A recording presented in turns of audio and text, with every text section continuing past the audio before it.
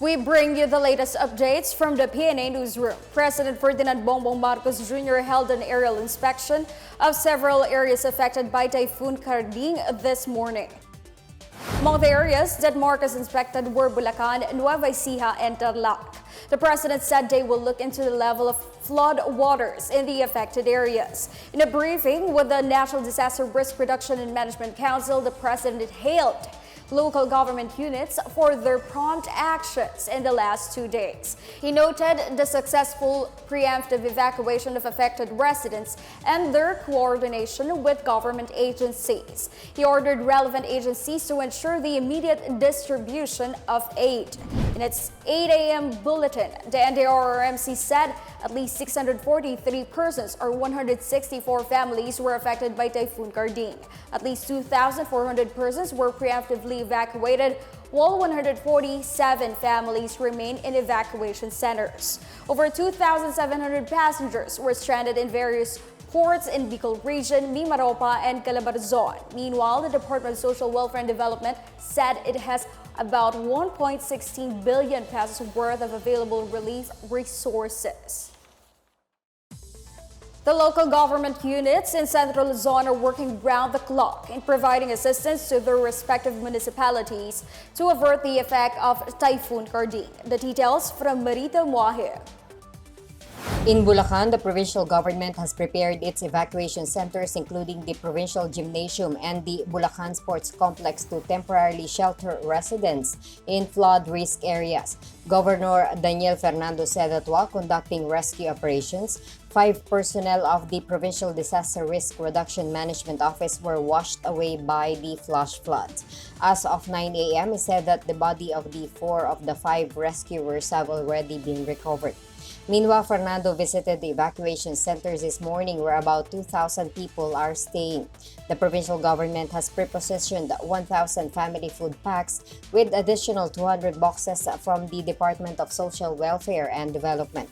Emergency bags containing blankets, mosquito nets, mats, and pillows were also distributed to the evacuees. Several areas in San Miguel were submerged in water due to the heavy rains brought by Karding.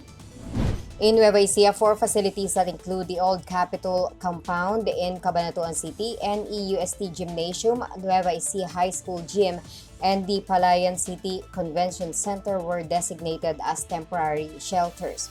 Local officials are making their rounds to assess the damage brought by Karding, while some police personnel are out to help in the clearing operations.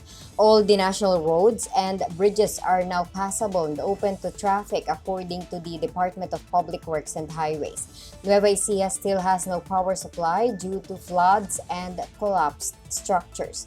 President Ferdinand Marcos Jr. in today's briefing said the government will be sending help to the province. As a response, already, since I've already identified that the whole of Nueva Ecija and the whole of Aurora have no power, we need to send them power. In Quezon Province, the provincial government and the Provincial Disaster and Risk Reduction Management Council are conducting their pre-assessment of the damages brought by the strong waves of Super Typhoon Karding.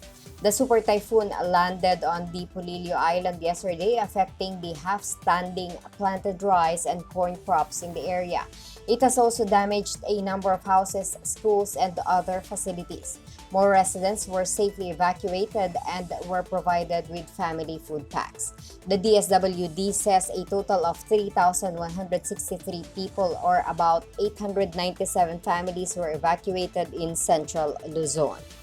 For the Pna Newsroom, I am Marita Muahe. Classes and government work today have been suspended in some areas due to Typhoon Karding. President Bongbong Marcos issued Memorandum Circular Number 6 approving the suspension of classes in public schools and work in government offices due to inclement weather. The memo covers the National Capital Region, Ilocos Region, Cagayan, Central Luzon, Calabarzon, Mimaropa, the Cordillera Administrative Region, and Bicol Region. It said that work in private companies, offices, and schools will be suspended based on the discretion of their respective heads. Ateneo de Manila University and the University of the Philippines, Diliman, meanwhile suspended classes and work today. Airport authorities also announced the cancellation of some flights due to bad weather. In an advisory from the Manila International Airport Authority, AirAsia Philippines, Philippine Airlines, AirSwift, and Cebu Pacific canceled their respective local and international flights. Those who have flights today have been advised to contact their airlines for confirmation and monitor the MIAA's Facebook page for updates. That's the latest from the Pna Newsroom. Stay tuned for more updates on the biggest stories throughout the day. I'm Stephanie Sevillano. Good day.